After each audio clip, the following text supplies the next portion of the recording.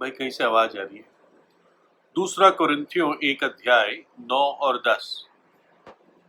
But we had the sentence of death in ourselves, that we should not trust in ourselves, but in God who raiseth the dead, who delivered us from so great a death, and does deliver, in whom we trust that he will yet deliver us.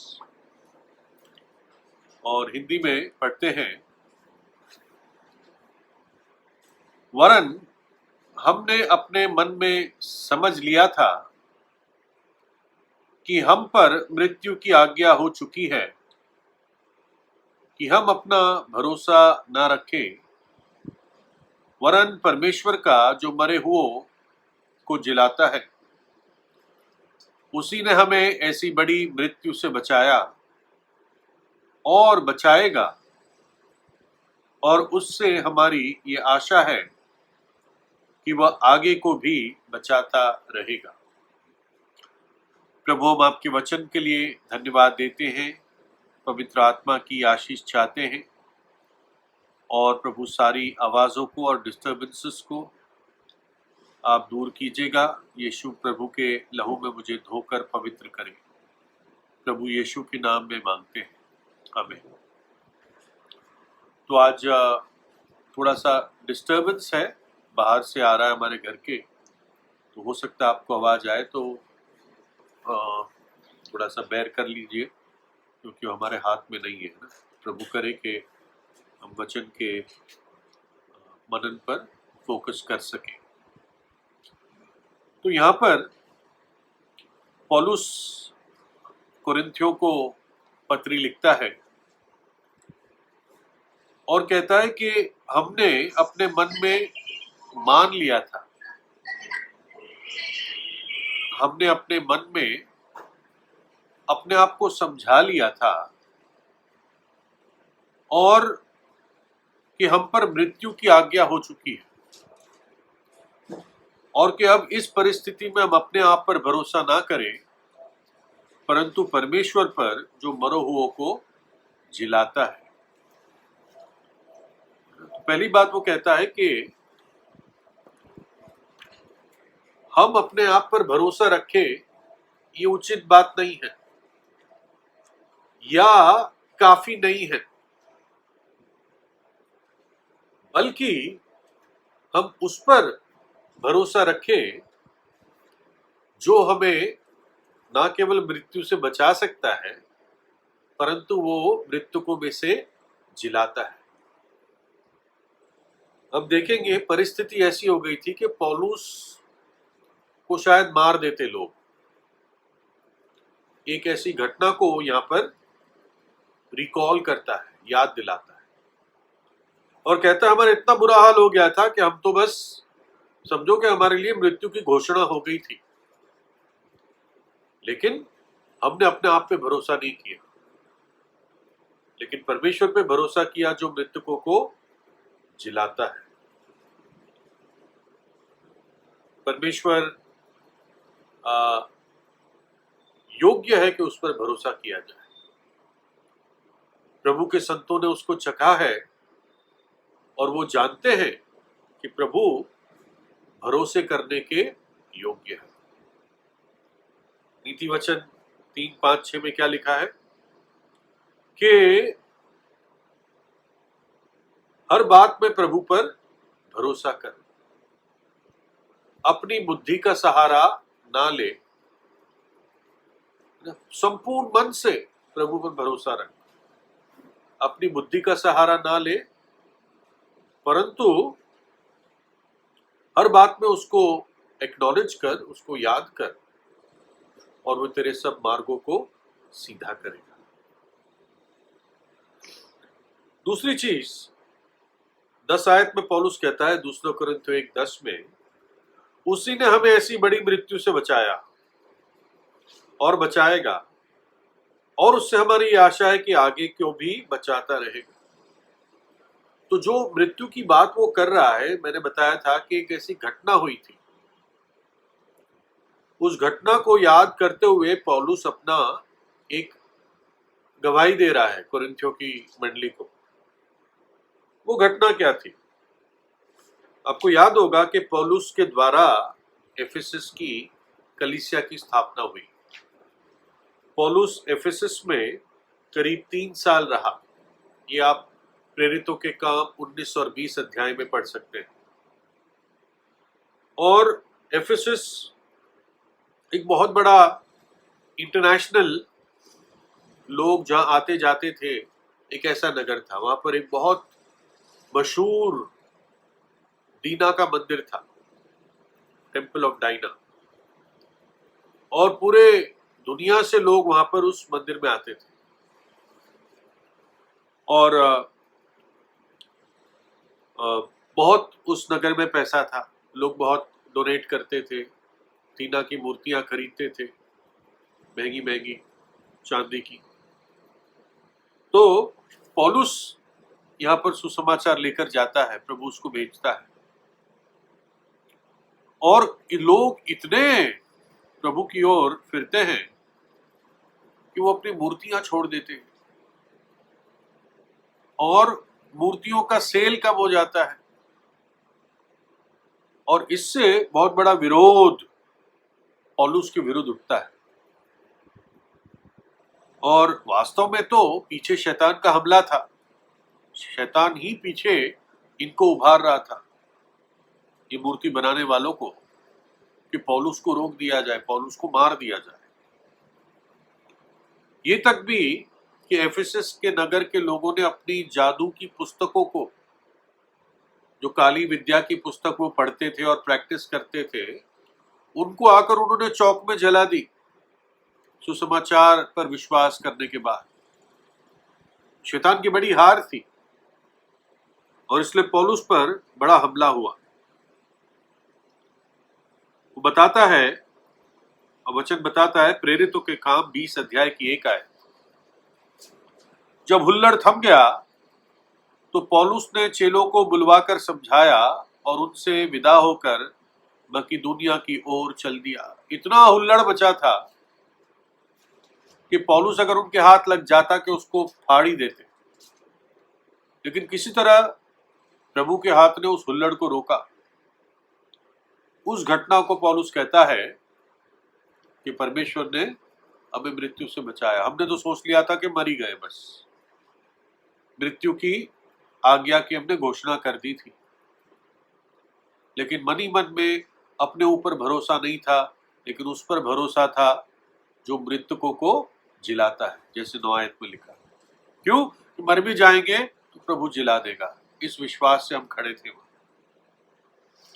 लेकिन फिर पौलुस वहां से चला जाता है।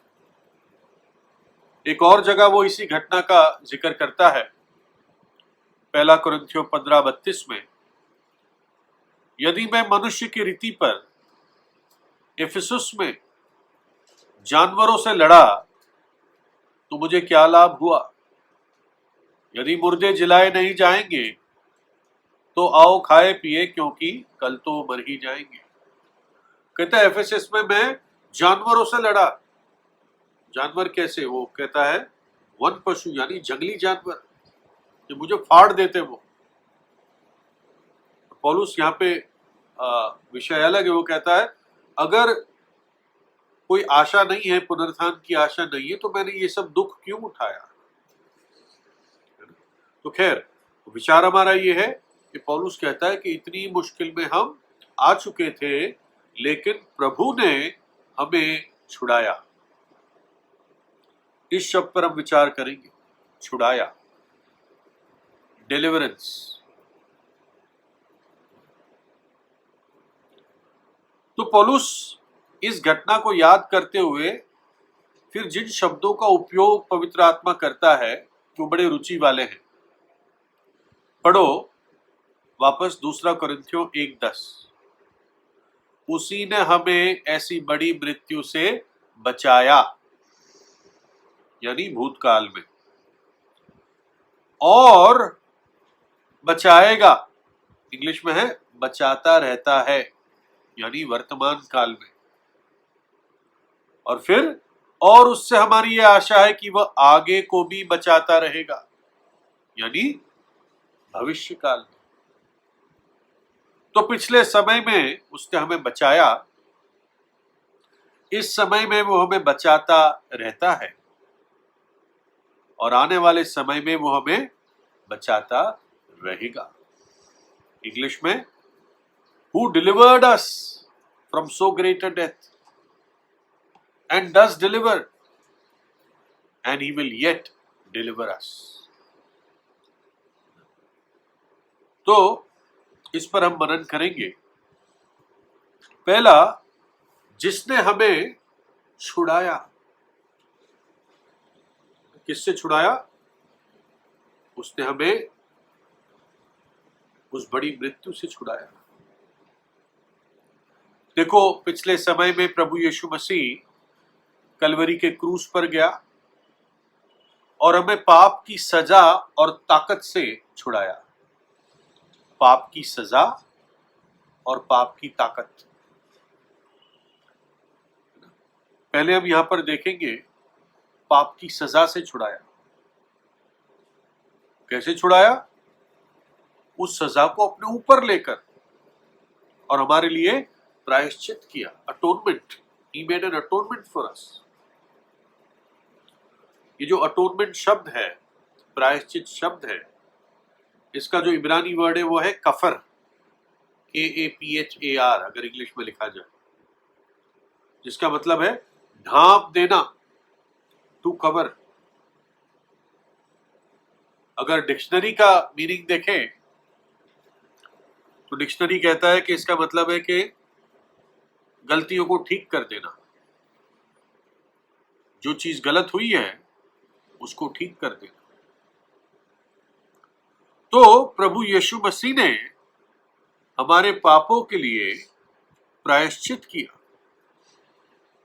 यानी जो हमने गलत किया वो उसने ठीक किया।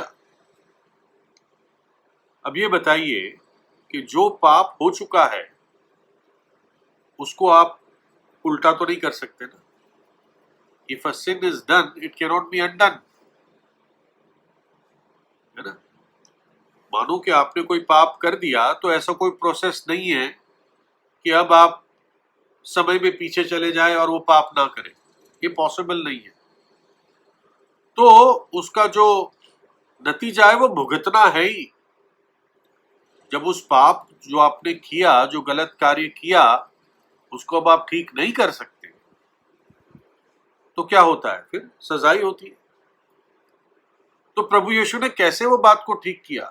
प्रभु यीशु ने सजा लेकर उस बात को ठीक किया।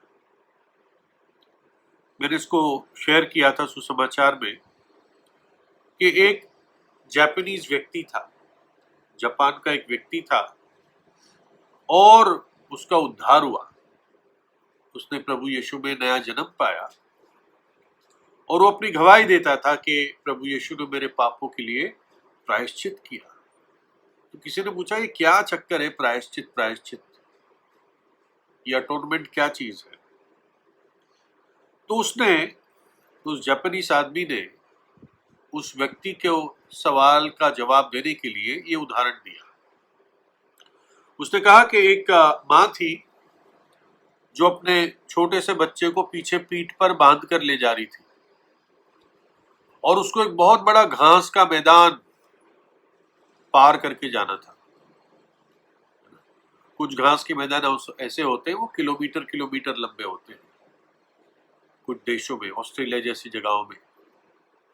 और कई बार जब घास सूख जाता है तो जल भी जाता है और पूरा पूरा मैदान घास का जल जाता है, और कोई बीच में होता है तो उसका भागना मुश्किल हो जाता है। तो ऐसे एक माँ जा रही थी और जब वो मैदान के आधे में पहुंच गई थी तो उसने पीछे देखा कि आग लग गई है और आग तेजी से आगे आ रही है। अब वो क्या करे? भाग के जा नहीं सकती, तो उससे पहले आग उनको जला देती। तो उसने एक क्षण लिया, सोचा, एकदम जमीन पे गिरी, बच्चे को जमीन पे रखा और जल्दी से खड्डा खोदा उसने मिट्टी में, उस मैदान की मिट्टी में जल्दी से खड्डा खोदा, बच्चे को उसमें रख दिया और उस बच्चे के ऊपर मुंह के बल वो लेट गई। और क्या हुआ, कुछ समय बाद जब लोग आए वहां पे, देखा तो एक जली हुई लाश थी, और जब लाश को हटाया तो देखा तो जिंदा बच्चा था, है ना। तो उस बच्चे और आग के बीच में कौन आ गया, मां आ गई। तो उस जापानीज आदमी ने कहा, वैसे ही यीशु ने मेरे लिए अपनी जान दी, वैसे ही उस अनंत काल की आग और मेरे बीच में प्रभु यीशु आ गया। ये था उसका प्रायश्चित, है ना। तो प्रभु यीशु ने पिछले समय में हमें 4 प्रकार के, उसने हमें छुटकारे दिए, हमें छुड़ाया।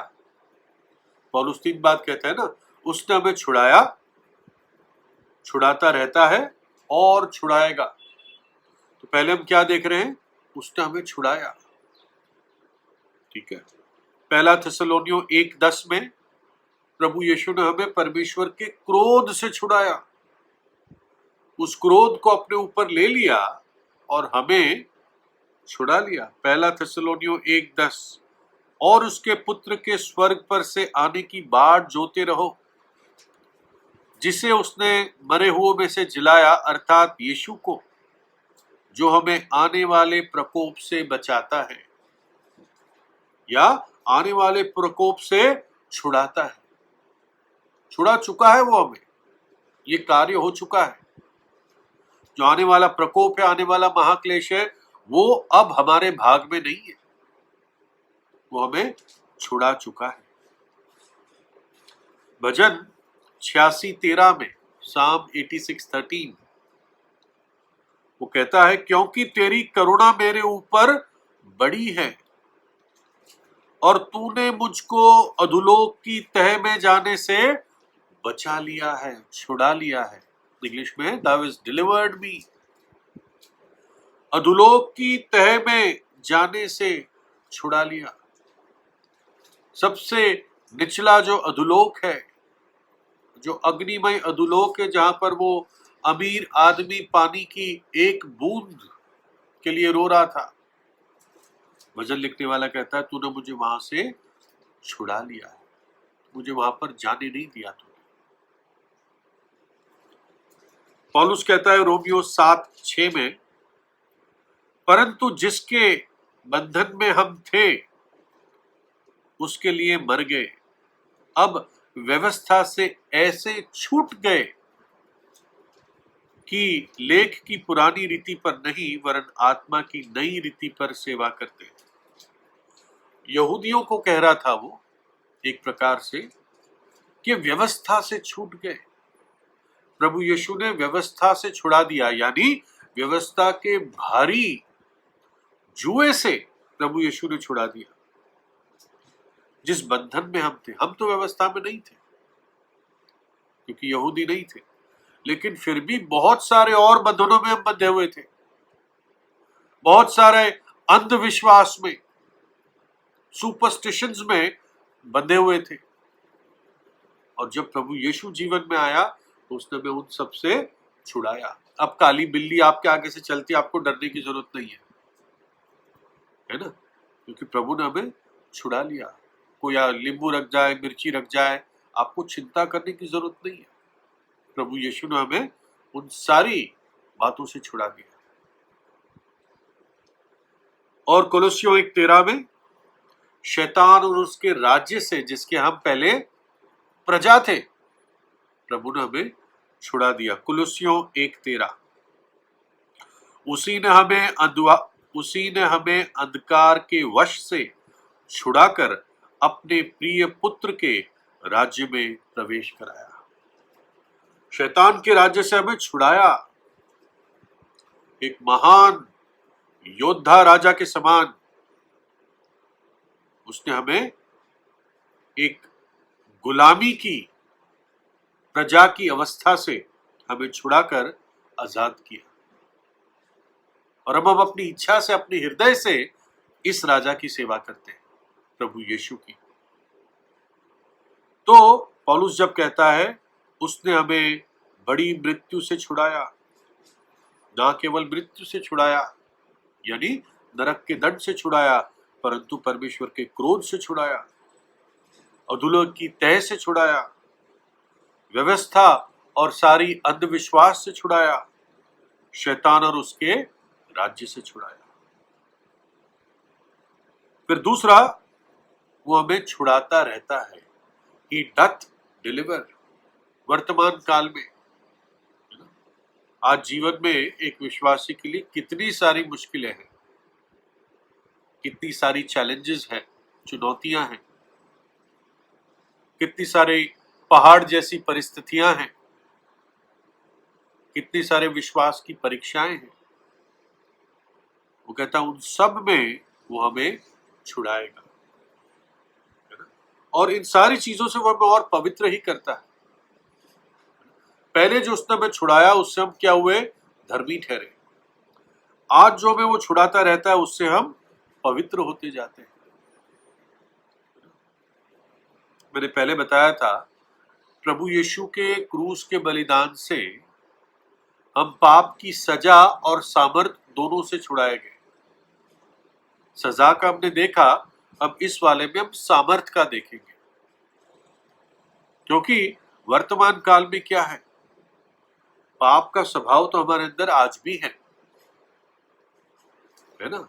जब उद्धार हुआ तो आपके पाप का स्वभाव नहीं किया, प्रभु ने आपको एक नया स्वभाव दिया जो पाप के स्वभाव पर विजयी होता है, अगर आप उस नए स्वभाव को सही ईंधन तेल देते रहते हैं तो। नहीं तो पुराना स्वभाव ही हावी रहेगा, शरीर ही हावी रहेगा। तो प्रभु हमें कैसे उस पाप की सामर्थ से छुड़ाता है? देखिए, जिस दिन हमारा उद्धार हुआ, जिस दिन प्रभु यीशु के लहू ने हमारे पापों को धोया, जब हमने विश्वास किया, तो उसी दिन उसी क्षण परमेश्वर ने हमें अपने पवित्र आत्मा का वरदान दिया, gift of the Holi spirit. ये आपके मांगने पे नहीं होता, ये प्रभु खुद देता है। वही हमारा नए जीवन की शुरुआत है। और पवित्र आत्मा हमारे अंदरूनी मनुष्य को ताकत देता है, सामर्थ देता है। इफिसियों 3:16 कि वह अपनी महिमा के धन के अनुसार तुम्हें ये दान दे कि तुम उसके आत्मा से अपने भीतरी मनुष्यत्व में सामर्थ पाकर बलवंत होते जाओ। भीतरी मनुष्य में, अंदरूनी मनुष्य में पवित्र आत्मा के द्वारा सामर्थ पाके बलवंत होते जाओ। तो इस प्रकार से हम पाप की सामर्थ पर विजय पाते हैं और छुड़ाए जाते हैं। कैसे?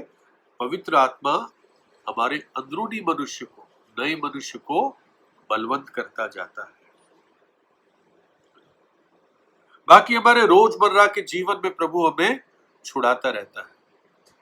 कैसे पता चलता है किन किन बातों से छुड़ाता है? प्रभु के लोगों की गवाहियां सुन के, उनके जीवन में प्रभु कैसे उनको छुड़ाता रहा, वैसे ही वो विश्वासयोग्य परमेश्वर मुझे और आपको भी वर्तमान समय में छुड़ाता रहेगा। भजन 18:17 उसने मेरे बलवान शत्रु से और उनसे जो मुझसे घृणा करते थे मुझे छुड़ाया, क्योंकि वह अधिक सामर्थी थे। मेरा शत्रु, मुझसे घृणा करने वाले मुझसे ज्यादा सामर्थी थे, प्रभु ने मुझे उनसे छुड़ाया। फिर भजन 18:19 में उसने मुझे निकाल कर चौड़े स्थान में पहुंचाया और मुझको छुड़ाया, क्योंकि वो मुझसे प्रसन्न था। पहले मैं सकेती की जगह में था, बहुत दबा हुआ था, मानो के एक कोने में मुझे परिस्थितियों ने घुसा दिया था, कोई जाने का तरीका नहीं था, रास्ता नहीं था। लेकिन उसने मुझे निकाल कर चौड़े स्थान में पहुंचाया, उसने मुझको छुड़ाया, क्योंकि वो मुझसे प्रसन्न था।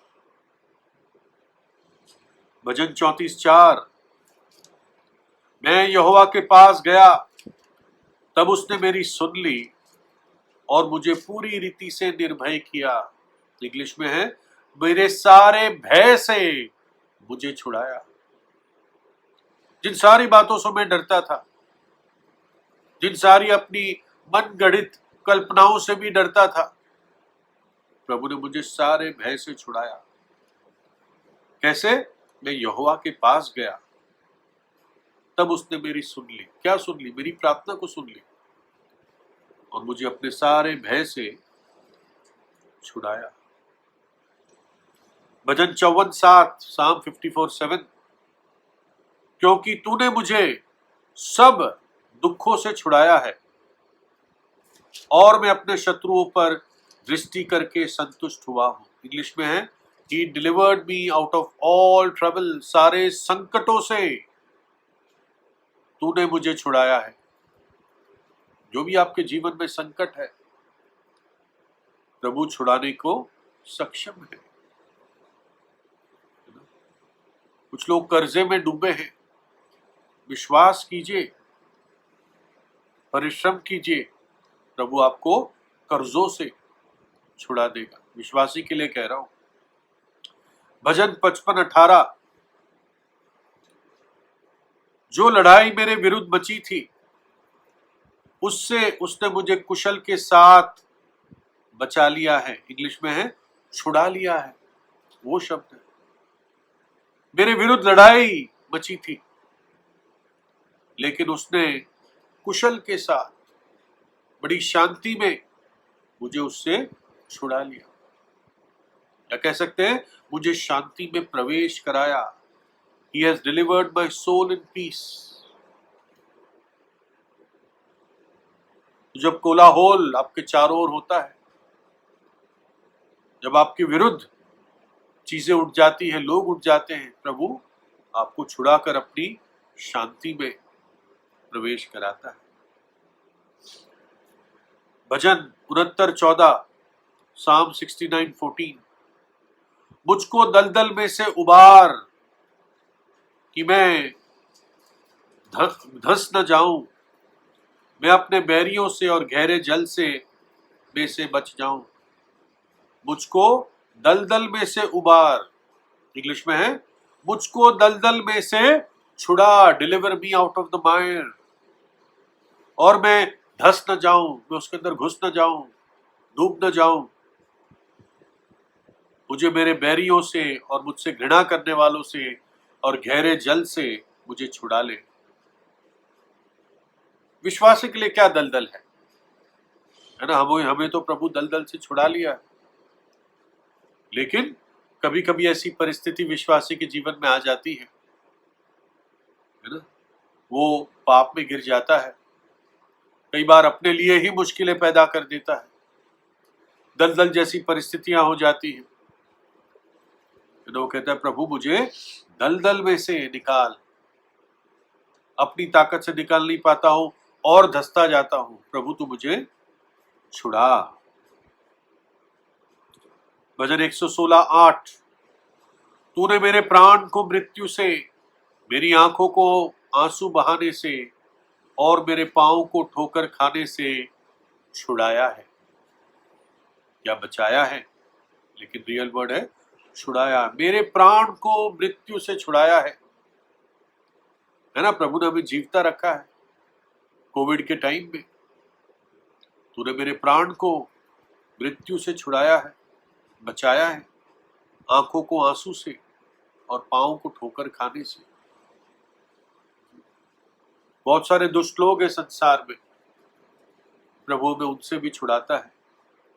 दूसरा थिस्सलुनीयों 3:2, और हमें टेढ़े और दुष्ट मनुष्यों से, और हम टेढ़े और दुष्ट मनुष्यों से बचे रहे या छुड़ाए जाएं, क्योंकि हर एक में विश्वास नहीं। कुछ लोगों को सामना करना, उनसे निपटना बहुत मुश्किल होता है, बहुत हमसे तेज होते हैं, लेकिन प्रभु हमें ऐसे लोगों से छुड़ाता है, उपद्रव से छुड़ाता है। जब 57 आता है, दूसरा तिमोथियस 3:11, और ऐसे दुखों में भी जो अंताकिया और इकुनिया और लुस्त्रा में मुझ पर पड़े थे, और दुखों में भी जो मैंने उठाए हैं, परंतु प्रभु ने उन सब से मुझे छुड़ा लिया। पौलुस पर इन जगहों पर उपद्रव आया, अंताकिया में, इकुनियम में, लुस्त्रा में। एक जगह उस पर इतना पथराव हुआ लुस्त्रा में ही कि पौलुस मर गया, ये माना जाता है, और तभी शायद वो तीसरे आसमान पर भी उठाया गया, लेकिन प्रभु ने उसको जिंदा किया। तो कहता है प्रभु ने मुझे उन सब से छुड़ा लिया। दहाड़ने वाले सिंह से प्रभु हमें छुड़ाता है, गरजने वाला शैतान, गरजने वाला सिंह। दूसरा तिमोथियस 4:17, परंतु प्रभु मेरा सहायक रहा और मुझे सामर्थ दी, ताकि मेरे द्वारा पूरा पूरा प्रचार हो और सब अन्य जाति सुन ले, और मैं तो सिंह के मुंह से छुड़ाया गया। और उस कहता है सिंह के मुंह से प्रभु ने मुझे छुड़ाया, और सुसमाचार का प्रचार मेरे द्वारा होता रहा। प्रभु मेरा सहायक था, प्रभु मेरे साथ खड़ा हुआ। इंग्लिश में इस तरह है, notwithstanding the Lord stood with me, मेरे साथ खड़ा रहा, मुझे ताकत दी, और सिंह के मुंह से मैं छुड़ाया गया। जब सिंह के मुंह का जिक्र सुनते हैं तो डैनियल की याद आती है। डैनियल 6:22, मेरे परमेश्वर ने अपना दूत भेजकर सिंहों के मुंह को ऐसा बंद कर रखा कि उन्होंने मेरी कुछ भी हानि नहीं की। डैनियल ने राजा को बताया। पतरस लूत के बारे में कहता है, दूसरा पतरस 2:7, और धर्मी लूत को, जो अधर्मियों के अशुद्ध चाल चलन से बहुत दुखी था, छुटकारा दिया। सोदोम की बुरी बातों से, सोदोम की सारी अश्लीलता और अशुद्धता से प्रभु यीशु ने, परमेश्वर ने लूत को छुड़ाया, अपने दूत भेजे। तो ये अलग अलग वचन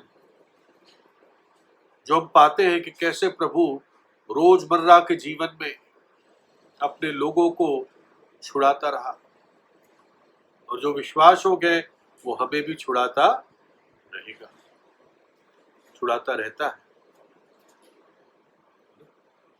तो भूतकाल में प्रभु ने हमें छुड़ाया, आज वो हमें छुड़ाता रहता है, और आने वाले समय में भी वो हमें छुड़ाएगा। दूसरा कोरिन्थियों 1:10 अगर वापस पढ़े, उसने हमें ऐसी बड़ी मृत्यु से बचाया या छुड़ाया, और छुड़ाएगा, और या छुड़ाता रहता है, 10 डिलीवर, और उससे हमारी आशा है कि वह आगे को भी छुड़ाता रहेगा, बचाता रहेगा। अब आगे का हमारा क्या विश्वास है? आगे हमारा क्या विश्वास है? महिमा में प्रवेश करना। देखिए, जो सबसे बड़ा छुटकारा एक विश्वासी पाएगा वो क्या है? वो उसका उठाया जाना है।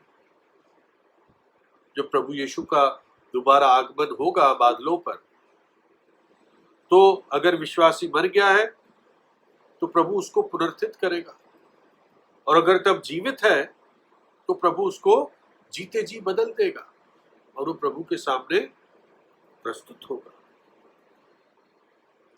तो सबसे बड़ा छुटकारा जो हमें मिलेगा वो तब होगा जब हम पिता के घर में पहुंच जाएंगे। यूहन्ना 14:1-3, तुम्हारा मन व्याकुल ना हो, तुम परमेश्वर पर विश्वास रखते हो, मुझ पर भी विश्वास रखो। मेरे पिता के घर में बहुत से रहने के स्थान है, यदि ना होते तो मैं तुमसे कह देता, क्योंकि मैं तुम्हारे लिए जगह तैयार करने जाता हूं। और यदि मैं जाकर तुम्हारे लिए जगह तैयार करूं तो फिर आकर तुम्हें अपने यहां ले जाऊंगा, कि जहां मैं रहूं वहां तुम भी रहो। यह हमारे छुटकारे की चरम सीमा होगी, पीक हो। हम महिमा में पहुंचेंगे। लेकिन ये कब होगा? ये तब होगा जब प्रभु यीशु दोबारा आएगा। क्या जरूरत है कि हम प्रभु यीशु के दोबारा आगमन पर इतना ध्यान दें? क्या जरूरत है कि प्रभु यीशु का दोबारा आगमन हमारे लिए एक जीवित सच्चाई हो? क्या जरूरत है ना? हम इसको समझते हैं। पौलुस पहला कुरिन्थियों 15:51 में कहता है, देखो मैं तुम्हें एक भेद की बात बताता हूं। क्या कहता है? देखो मैं तुम्हें एक भेद की बात बताता हूं। क्या भेद है वो? देखो, मानो कि आप उत्पत्ति से शुरू करते हैं बाइबल पढ़ना, उत्पत्ति 1 अध्याय से, और आप पढ़ते जाते और पहला कुरिन्थियों 14 तक पढ़ते हैं, तो मोटे मोटे आपको कौन से विषय पता चलते हैं? आपको सृष्टि के बारे में मालूम पड़ता है, मनुष्य के पाप या गिरावट के बारे में, जल प्रलय के बारे में, कैसे इजराइल मिस्र से छुटकारा पाया, फसह की रात को निकला, 40 साल की यात्रा, तंबू का बनना, तंबू में प्रभु की उपस्थिति और आराधना, यहोशू के कैंपेन्स जो उसने कनान देश पे किए और जीता, दाऊद, सुलेमान, मंदिर का बनना, इजराइल का बाबुल में बंधवे होके जाना, फिर दूसरा मंदिर बनना, फिर बेथलेहम में प्रभु यीशु का जन्म होना, कलवरी पर उसका बलिदान होना, उसका पुनरुत्थान होना, है ना? ये सारी बातें हमें पता चलती हैं। और इससे यही एक बात नतीजे पे पहुंचते हैं कि एक विश्वासी को अगर स्वर्ग जाना है, अब तक पहला कुरिन्थियों 14 तक अगर स्वर्ग जाना है तो मरने के बाद ही वो स्वर्ग जाएगा, है ना? 2 एक्सेप्शंस को छोड़कर, हनोक और एलिया, जो जीते जी स्वर्ग उठा लिए गए। लेकिन अब पौलुस कहता है, अरे मैं तुमको भेद की बात बताता हूं,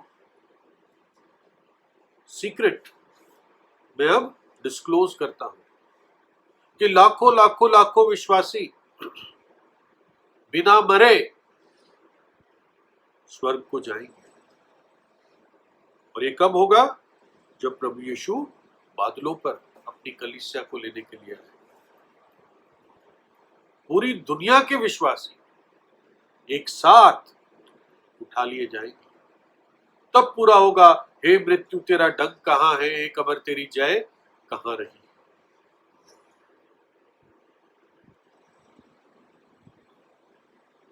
पौलुस कहता है पहला कुरिन्थियों 15:51 में, देखो मैं तुम्हें भेद की बात कहता हूं कि हम सब तो नहीं सोएंगे, परंतु हम सब बदल जाएंगे। और यह क्षण भर में पलक मारते ही, पिछली तुरी फूंकते ही होगा, क्योंकि तुरी फूंकी जाएगी और मुर्दे अविनाशी दशा में उठाए जाएंगे और हम बदल जाएंगे। क्योंकि अवश्य है कि नाशमान देह अविनाशी को पहन ले और ये मरणहार देह अमरता को पहन ले। तो ये बात पौलुस कहता है कि ये भेद की बात है, इससे पहले रिवील नहीं थी इतनी क्लैरिटी से। पहला कुरिन्थियों 15 और पहला थिस्सलुनीकियों 4 में ही बहुत क्लैरिटी से रिवील होता है कि कलीसिया जीते जी, जो कलीसिया तब होगी वो जीते जी उठा ली जाएगी, और जो मसीह में मरे हैं वो पहले इनफैक्ट मृतकों में से जिलाए जाएंगे। अब मैं जल्दी से करीब 6-7 मिनट में ये बताना चाहूंगा कि जब तक प्रभु का आगमन डिले होता है तब तक कई समस्याओं का हल नहीं मिलता। अगर प्रभु का आगमन जल्दी होता है, जो हम चाहते हैं, तो ये समस्याएं जल्दी सॉल्व होगी। वो समस्याएं क्या है? मानो कि आप किसी के लिए इंतजार कर रहे हैं, आपका इंतजार करने से उसको लगता ही नहीं कि आप इंतजार कर रहे हो,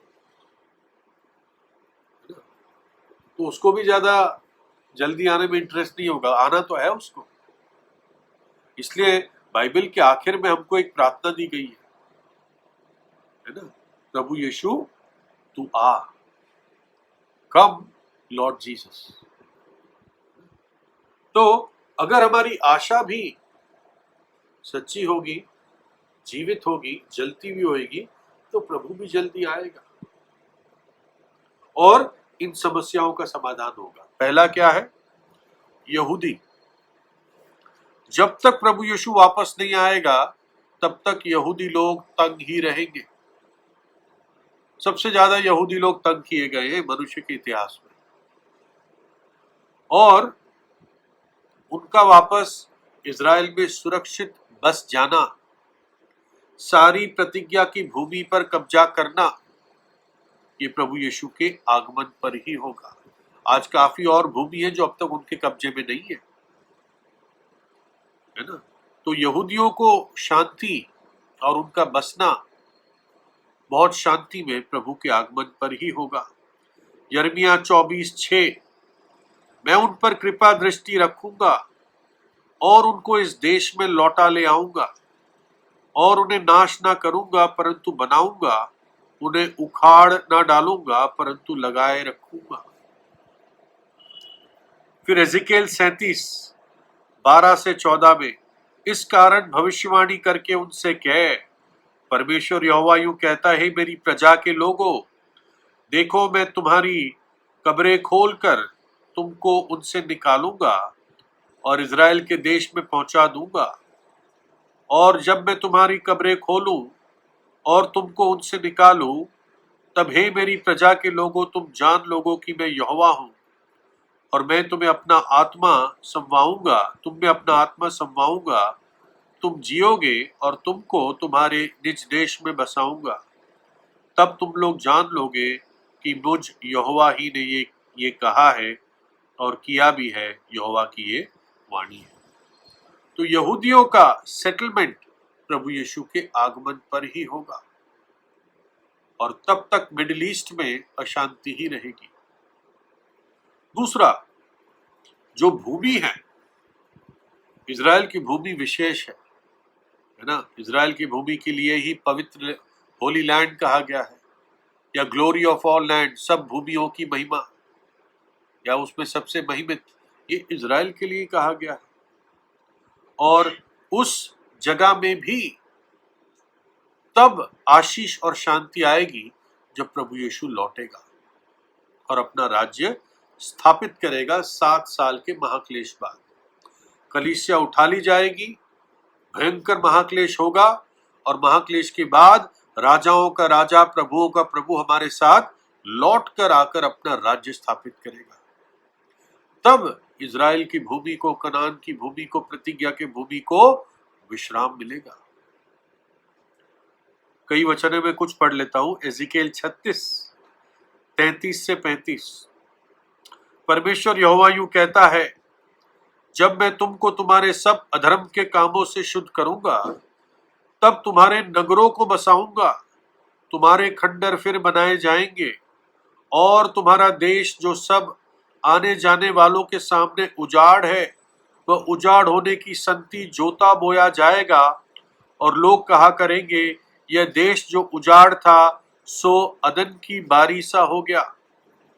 और जो नगर खंडर और उजाड़ हो गए और ढा गए थे, सो गढ़वाले और बसाए गए। अदन के बाग की तरफ फिर वो भूमि हो जाएगी, फ्रूटफुल हो जाएगी, है ना। सारा नहीं पढ़ रहा हूं। योएल 3:18 में, उस पहाड़ों से, उस समय पहाड़ों से नया दाख मधु टपकने लगेगा, टीलों से दूध बहने लगेगा, यहोवा के भवन में से एक सोता फूट निकलेगा। योएल 2 में भी, 24 में, तब खलियान अन्न से भर जाएंगे, रसकुंड नए दाख मधु और ताजे तेल से उमड़ेंगे। इज़राइल में फिर से बहुत लोग खुश बच्चे खेलते हुए दिखेंगे। आज बच्चे खेलते तो माँ बाप को ये डर है कौन सा रॉकेट आके उनको मार न दे। जकरिया 8, 4 और 5, सेनाओं का यहोवा यूं कहता है, यरूशलेम के चौकों में फिर बूढ़े और बूढ़ियां बहुत आयु की होने के कारण अपने अपने हाथ में लाठी लिए हुए बैठा करेगी, और नगर में चौक खेलने वाले लड़कों और लड़कियों से भरे रहेंगे। बच्चे, लड़के लड़कियां चौकों पर खेला करेंगे, कूदा करेंगे। फिर से खुशी उस भूमि पर दिखेगी, लेकिन कब होगा? जब प्रभु यीशु लौट कर आएगा। देश देश का क्या होगा जो गैर इजरायली है?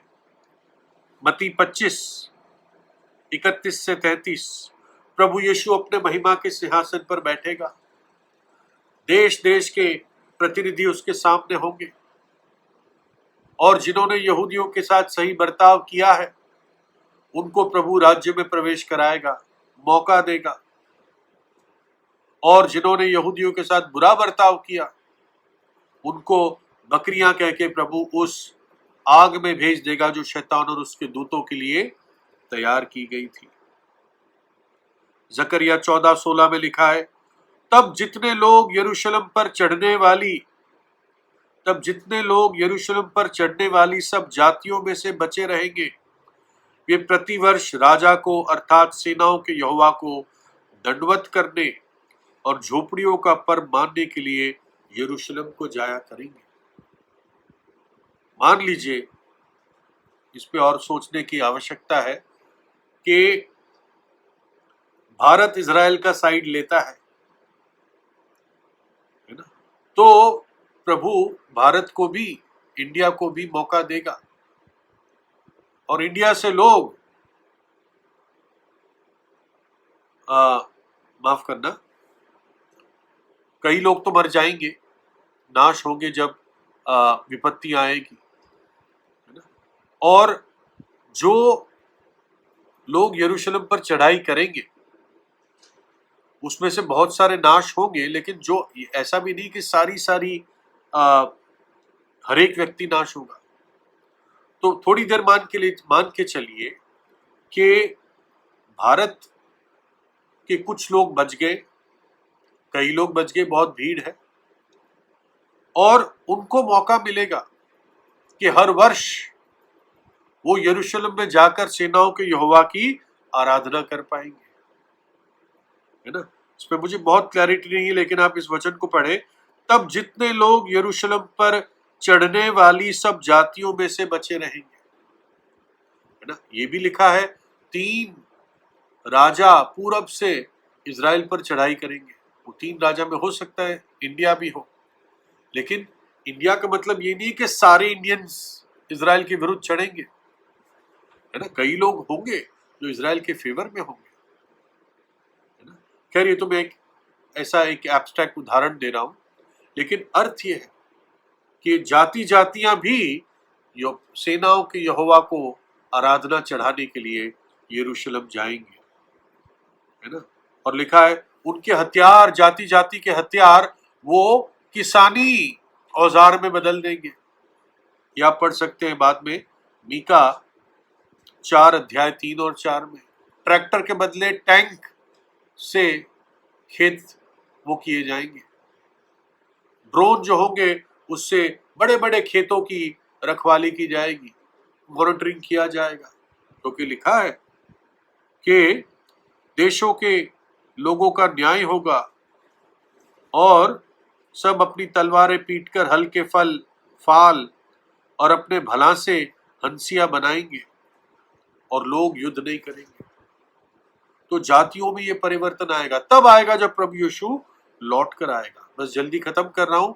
शैतान जो सबसे बड़ा प्रॉब्लम है, इसका भी इलाज प्रभु यीशु के आने पर ही होगा, है ना? 1000 वर्ष तक तो बांधा जाएगा। प्रकाशित वाक्य 20:1, फिर मैंने एक स्वर्गदूत को स्वर्ग से उतरते देखा, जिसके हाथ में अथाह कुंड की कुंजी और एक बड़ी जंजीर थी, और उसने अजगर अर्थात पुराने सांप को, इबलीस और शैतान जो है, पकड़कर 1000 वर्ष के लिए बांध दिया, और उसे अथाह कुंड में डालकर बंद कर दिया और उस पर मोहर कर दी कि 1000 वर्ष के पूरे होने तक जाति जाति के लोगों को फिर ना भरमाए। इसके बाद अवश्य है कि थोड़ी देर के लिए फिर खोला जाएगा, और जिन जातियों को प्रभु ने मौका दिया, शायद 1000 वर्ष बाद वो फिर उनको भरमाएगा और आखिरी खात्मा होगा। और 10 आयत में लिखा है, और उनको भरमाने वाला शैतान आग और गंधक की उस झील में, जिसमें वह पशु और झूठा भविष्यद्वक्ता भी होगा, डाल दिया जाएगा, और वो रात दिन युगानुयुग पीड़ा में तड़पते रहेंगे। तो शैतान का अंत भी प्रभु यीशु के दोबारा आगमन के बाद ही होगा। पृथ्वी फिर खिल उठेगी, आज कराती है रोमियो 8:22 में, क्योंकि हम जानते हैं कि सारी सृष्टि अब तक मिलकर कराती है और पीड़ाओं में पड़ी तड़पती है। धरती आज कराती और तड़पती है, दुष्टों के बोझ के कारण, दुष्टों के पाप के कारण भूमि पर श्राप पड़ा, इसलिए सृष्टि कराती है। लेकिन प्रभु यीशु आता है जब, तो क्या होगा? यशाया 35 एक जंगल और निर्जल देश प्रफुल्लित होंगे, मरुभूमि मगन होकर केसर की नाई फूलेगी। वचन 37:6 भूमि ने अपनी उपज दी, परमेश्वर जो हमारा परमेश्वर है उसने हमें आशीष दी है। भूमि में अद्भुत उपज होगी। और हबाकू 2:14 पृथ्वी यहोवा की महिमा के ज्ञान से ऐसी भर जाएगी जैसे समुद्र जल से भर जाता है। The earth shall be filled with the knowledge of the glory of the Lord as the waters cover the sea. पृथ्वी फिर से खुश हो जाएगी, है ना। आज पृथ्वी पर ये जो ऊंट, कटारे, काटने वाले कीड़े, ये सब जब भूमि श्रापित हुई तब हुआ। काटने वाले कीड़े प्रभु ने शुरुआत में नहीं बनाए थे, क्योंकि आदम को कोई भी चीज तंग करने के लिए प्रभु ने नहीं बनाई थी।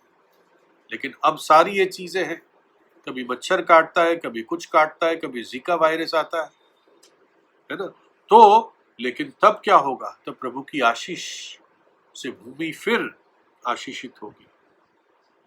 तो इसलिए ये हमारी आशा है, ये धन्य आशा। और प्रभु हमें फाइनल छुटकारा देगा, हमें छुड़ा लेगा, इस पृथ्वी से छुड़ा लेगा, इस अंधकार से, पृथ्वी के सारे अंधकार से हमें छुड़ा लेगा, और हम महिमा में पहुंचेंगे, पुनर्स्थित शरीर होंगे, पाप का स्वभाव नहीं होगा, और हम प्रभु के साथ सदा होंगे। जब प्रभु राज करने आएगा तब भी प्रभु के साथ आएंगे वापस, है ना? और प्रभु के उस राज में हम भागीदारी होंगे।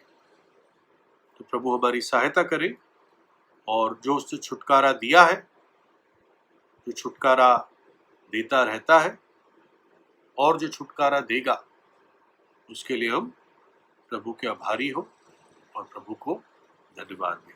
प्रभु अपने वचन पर आशीष दें।